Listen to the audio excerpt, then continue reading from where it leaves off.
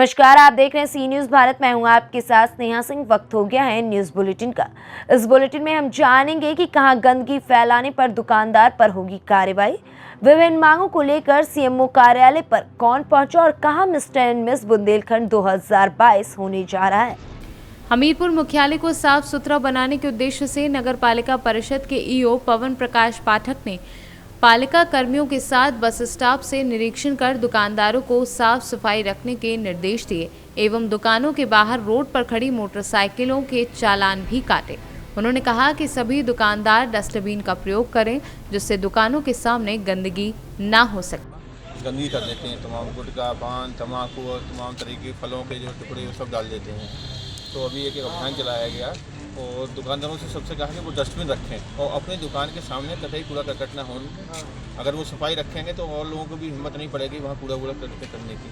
तो आज जो है पहली बार मैंने निरीक्षण किया और सब कुछ चेतावनी दी है कि अगर अगली बार अगर किसी के सामने डस्टबिन ना मिले, अगर कूड़ा पाया गया तो निश्चित रूप से उनके चालान करना, जुर्माना वसूल किया जाएगा।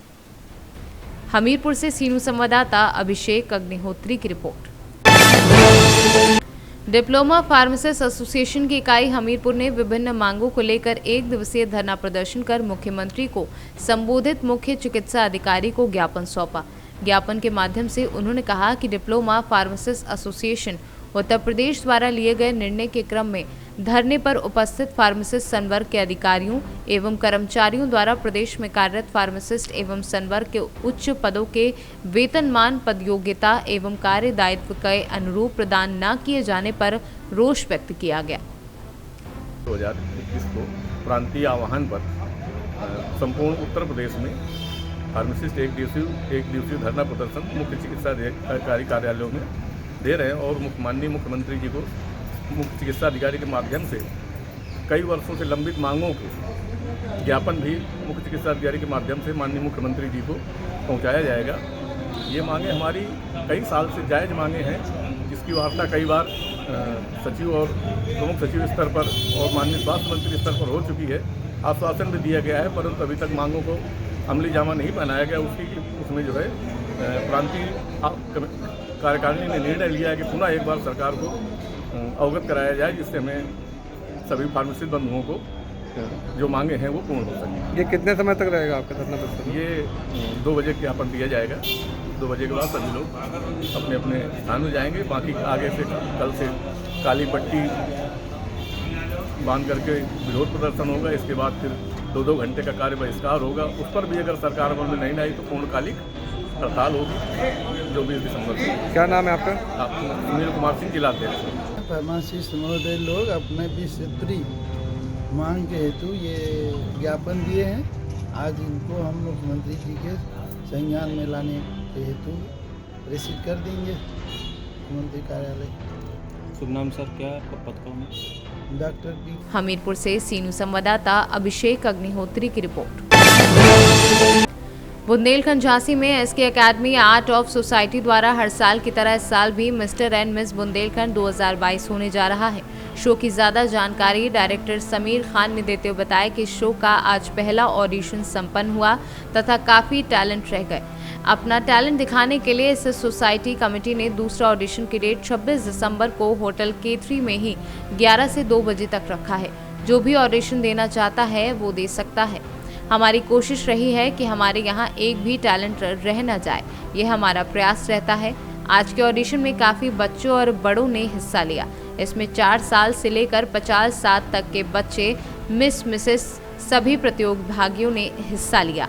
काफ़ी डांसर, सिंगर, मॉडल और एक्टर ने अपनी अपनी कला का प्रदर्शन किया। आज के ऑडिशन के सिलेक्ट प्रतिभागियों को डायरेक्ट ग्रैंड फिनाले में एंट्री दी जाएगी और 26 दिसंबर के ऑडिशन में आएंगे उन्हें भी डायरेक्ट फिनाले में एंट्री दी जाएगी। फिनाले में विनर को बॉलीवुड हस्ती फिल्म स्टार उत्तरन सीरियल की इच्छा यानी टीना दत्ता के हाथों अवार्ड दिए जाएंगे और ताज पहनाकर मिस बुंदेलखंड का खिताब दिया जाएगा। ब्यूरो रिपोर्ट, सी न्यूज़।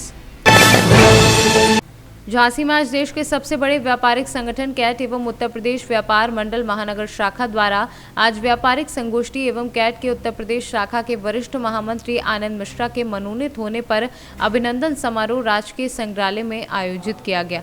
कार्यक्रम के मुख्य अतिथि डॉक्टर अरविंद सक्सेना, कुलपति रानी लक्ष्मीबाई केंद्रीय कृषि विश्वविद्यालय एवं विशिष्ट अतिथि कैट के उत्तर प्रदेश के चेयरमैन संजय गुप्ता लखनऊ, जिला पंचायत अध्यक्ष पवन गौतम, एमएलसी रमा निरंजन, पूर्व केंद्रीय मंत्री प्रदीप जैन आदित्य, सर्राफा बाजार व्यापार मंडल के अध्यक्ष मुकेश अग्रवाल व अन्य लोगों ने दीप प्रज्वलित कर भामाशाह के चित्र पर माल्यार्पण किया। कार्यक्रम की अध्यक्षता कैट के राष्ट्रीय मंत्री एवं उत्तर प्रदेश व्यापार मंडल के प्रदेश अध्यक्ष संजय पटवारी ने की। ब्यूरो रिपोर्ट, सी न्यूज। खाचरौद के ग्राम नरसिंहगढ़ निवासी आंबाराम मालवीय एवं उनके साले श्याम मालवीय का खाचरौद में दुर्घटना में दुखद मृत्यु हो गई। जानकारी के अनुसार बताया जा रहा है कि ग्राम नरसिंहगढ़ निवासी आंबाराम मालवीय एवं उनके साले श्याम मालवीय का खाचरौद में दुर्घटना में दुखद मृत्यु हो गई। वहीं इस खबर को सुनते ही परिवार और गांव में सन्नाटा छा गया है। मौके पर पहुंची पुलिस और 108 एम्बुलेंस। खाचरौद थाना क्षेत्र का मामला। तो इस प्रकार से मुखबिर लगा के फिर ये लोग आए वापस, तो इनको खबर दरी वहाँ से भाड़ा पिपलिया से कि टिगरिया चौराहे पे भाड़ा पिपलिया के सांसी एक लेडी और एक जेंट्स खड़े हुए हैं। इनके द्वारा फिर मुखबिर सूचना मिली तो इनके द्वारा पुलिस टीम भेजी गई। राजेश कलमी साहब और अन्य लोग उसमें थे। वहाँ पे जाके उनको पकड़ा गया तो फिर उनसे पूछताछ की गई। पूछताछ करने के बाद में उनके द्वारा ये दोनों चोरियाँ कबूल कराई गई और उनके एक जो अंगूठी की चोरी में थे उसमें 2 साथी और थे इनके। पकड़ने के बाद उनसे पूछताछ करके वहीं पे सोने की अंगूठियाँ करीबन 50-52 सोने की अंगूठियाँ और एक सोने की चेन, दोनों आरोपी, एक महिला आरोपी और एक पुरुष आरोपी से वहाँ से जब्त करके ये लोग मैं उनके थाने पे आए और थाने पे आने के बाद में अन्य भी पूछताछ की जा रही है इनसे।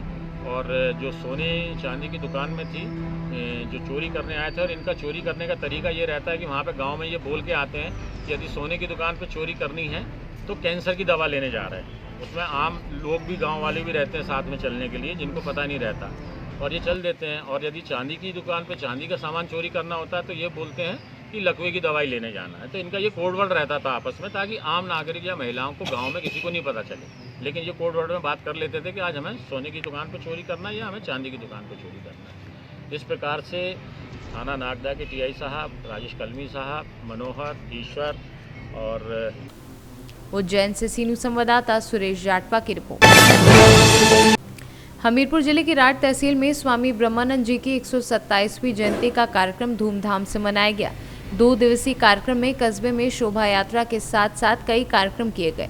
इस मौके पर मध्य प्रदेश की पूर्व मुख्यमंत्री भाजपा नेत्री उमा भारती समाधि स्थल पर पहुंचकर समाधि में पुष्प और माल्यार्पण कर श्रद्धांजलि अर्पित की। मध्य प्रदेश की पूर्व मुख्यमंत्री उमा भारती ने स्वामी ब्रह्मानंद जी को अपना राजनीतिक प्रणेता बताते हुए कहा कि बुंदेलखंड में शिक्षा के क्षेत्र में एक अलग जगह है, जिसके कारण आज बुंदेलखंड में शिक्षा का जो विस्तार हो पाया है। उनके जैसा गुरु जो कि राजनीति में रहते हुए साधुवाद के पद चिन्ह थे। हमारे पूज्य और हमारे आदर्श सन्यासियों के लिए भी और नेताओं के लिए और बुंदेलखंड के लिए आदरणीय ब्रह्मानंद जी की जयंती है आज 127वीं, और मैं हमेशा उनको मत्था टेकने के लिए आती हूँ। बल्कि कई बार ऐसा होगा कि दिन में नहीं आई तो रात में दिया जला के चली गई, लेकिन आती जरूर हूँ, किसी न किसी आई हूँ, क्योंकि वो देश के नेताओं के लिए और देश के साधुओं के लिए प्रेरणा पुंज थी। साधुओं को भी कर्मयोगी होना चाहिए और नेताओं में भी साधुता होनी चाहिए, और इस दृष्टि से स्वामी ब्रह्मानंद जी एक अनुपम उदाहरण है। पृथक बुंदेलखंड पे क्या राय दीदी? वो आप बाद में बता देंगे, अभी तो इतनी रहेंगे। हमीरपुर से सीनू संवाददाता अभिषेक अग्निहोत्री की रिपोर्ट। हरियाणा में पुलिस व बदमाशों के बीच हुई मुठभेड़। कौशल नाम के एक बदमाश के पैर में लगी गोली। घायल बदमाश को ट्रॉमा सेंटर में इलाज के लिए रेफर किया गया है। दोनों ओर से एक राउंड फायर हुआ और एक अपराधी काबू। गुरुग्राम जिले के रहने वाले हैं दोनों बदमाश। कृष्ण नाम के ठेकेदार का अपहरण कर हत्या के मामले में वांछित थे दोनों आरोपी। क्या कुछ है ये पूरा मामला जो भी घटनाक्रम हुआ है? आज शाम करीब 4 बजे सीआईए फरूखनगर की टीम गुड़गांव सेक्टर 10 के एक मर्डर केस में वांछित अपराधी कौशल जोनी आवास के पीछे लगी हुई थी। तो जो उसका पीछा करते करते गांव बुडाना थाना दारुएड़ा क्षेत्र में पहुँचे तो उसी दौरान इनकी जो क्राइम टीम थी गुड़गांव से और अपराधियों के बीच में एक मुठभेड़ हो गई, जिसमें एक अपराधी कौशल जोनियावास को पैर में गोली लगी है और एक अपराधी को काबू कर लिया गया दूसरे को, जो कि कौशल जोनियावास इसमें बाई नेम मुलजिम है। कोई और भी था? इसमें एक साथी और था, इसका अनिल, गांव हेड़ा हेड़ी, पटौदी थाना क्षेत्र से आता है, तो उसको काबू किया गया। सर ये किस गैंग से फायर हुआ है सर? जो गोली लगी थी इसके पैर में? दोनों तरफ से एक एक राउंड फायर हुआ है। हाँ, पहले अपराधी ने नहीं, मुलाजिम को चोट नहीं लगी है जी, नहीं लगे, मुलाजिम घायल नहीं हुआ। सर ये किस गैंग से ताल्लुक रखते हैं और कहाँ के रहने वाले? ये गुड़गांव के रहने वाले हैं और गैंग का भी इनका हिस्ट्री पता की जा रही है अभी, क्योंकि अभी ये एडमिट है और थोड़ा पूछताछ करने में थोड़ा अभी टाइम लगेगा इसमें। फरूखनगर सेक्टर 10 एरिया में अभी पीछे 2 तारीख को एक कृष्ण नाम के ठेकेदार की किडनैपिंग करके हत्या की गई थी, तो उस केस में वांछित बाई नेम नामजद आरोपी है ये, तो उसका पीछा करते करते क्राइम टीम यहाँ तक पहुँची थी। हरियाणा से सीनू संवाददाता चैन सिंह की रिपोर्ट। खबर कैमूर जिले से है, जहां एक 26 वर्षीय युवक का संदेहास्पद स्थिति में मौत हो गई। युवक को इलाज के लिए बबुआ सदर अस्पताल लाया गया, जहां डॉक्टरों ने मृत घोषित कर दिया। वहीं परिजनों ने बताया कि मृतक मानसिक विक्षिप्त था, फोन पर कोई जहरीला दवा खाने की बताया था और बाद में उसकी मौत हो गई। वहीं सूचना पर पहुंची पुलिस ने शव का पंचनामा करते हुए मामले की जांच शुरू कर दी है। कैमूर से कैमरा पर्सन पिंटू तिवारी के साथ धीरेन्द्र कुमार सिंह की रिपोर्ट। श्योपुर में लाइसेंस धारकों के पास खाद की किल्लत है, जबकि किराने की दुकान से किसान 1200 रुपए के खाद के कट्टे को 2000 रुपए में खरीद सकता है, जो कि निर्धारित की गई रेटों से कई ज्यादा है। ध्यान देने योग्य की बात ये तो लाइसेंस धारक उनसे बिकवाने का कार्य कर रहे हैं या प्रशासन आंखें बंद करके बैठा है। किसानों के साथ इस तरह की ठगी कब तक की जाएगी, ये एक बड़ा सवाल है। जितने भी लाइसेंसधारी व्यापारी हैं, बावा खाद वाले हैं, करौली खाद वाले हैं, किसान सेवा केंद्र जो है, तो इनकी मनमर्जी श्योपुर जिले के अंदर खाद पे बेचने पे जो चल रही है। अधिकारियों की मिली भगत की वजह से ये अपने माल को जो है ब्लैक कर रहे हैं। वही माल DAP के कट्टे की रेट जो है 1200 रुपये है गवर्नमेंट की, उसको गांव में किरानों की दुकान पर 2000 रुपये में बेचा जा रहा है। क्या उनके पास फैक्ट्री तो लगी नहीं है या वो खुद बना रहे हो? माल तो इन्हीं के द्वारा जा रहा है। लेकिन अभी तक अधिकारियों का अवगत करा चुका हूँ कई एक बार, उसके बावजूद भी अभी तक उन्होंने जो है रेट तस्पर नहीं करवाई और उनकी जानकारी जो है सार्वजनिक की जाए, स्टॉक की जानकारी प्रतिदिन सार्वजनिक की जाए, जिससे वो कालाबाजारी रुक सके। अधिकारियों का क्या कहना है? जब आप अधिकारियों के पास गए खाद की समस्या को लेकर, तो उन्होंने क्या आपसे कहा और किस तरह का आश्वासन उन्होंने आपको दिया? अधिकारियों का कहना यही है कि प्रक्रिया चल रही है और हमने जांच जो है बैठा रखी है और प्रतिदिन हमने अपने अधिकारियों जो ग्राम सेवक वगैरह उनकी ड्यूटी लगा रही है। लेकिन ऐसा मेरी नज़र में कुछ भी नहीं है। उनकी मिली भगत से ही ये सब कुछ हो रहा है। अगर उनकी मिली भगत से ये न होता तो अब तक दुकानों पर रेट सस्ता हो जाती और जो उनके स्टॉक की जानकारी सार्वजनिक हो जाती, जो किसान लुटने से बच जाता। जब आप व्यापारी के यहाँ पर खाद की मांग करते हो तो व्यापारी आपसे क्या कहता है? व्यापारी ये कहता है कि 350 रुपये में लो तो रोज मिलते। जो पाउडर का जो बैग आता है वो जिसकी 260 रुपये कीमत है, 350 रुपये मिलता है। जो दानेदार है उर्वरक है पोटास उसकी कीमत जो है 280 रुपये, उसको 400 रुपये तक में बेचा जा रहा है। श्योपुर से सीनू संवाददाता शिवम गोयल की रिपोर्ट। आज शाम जैतपुर और किशनगढ़ के बीच भीषण सड़क हादसा हुआ, जिसमें ट्रैक्टर चालक की मौके पर ही मौत हो गई और बच्चे और महिलाओं को मिलाकर कुल 25 लोग घायल हो गए। घायलों को डायल 100 और एम्बुलेंस की मदद से अमानगंज चिकित्सालय में भर्ती कराया गया है। बताया जा रहा है कि जटाशंकर धाम से पूजा अर्चना और भंडारा करके अपने गाँव भूपतपुरा लौट रहे थे, तभी जैतपुर और किशनगढ़ के बीच में ये वाहन के अनियंत्रित होने से भीषण सड़क हादसा हो गया, जिसमें ट्रैक्टर चालक की मौत हो गई।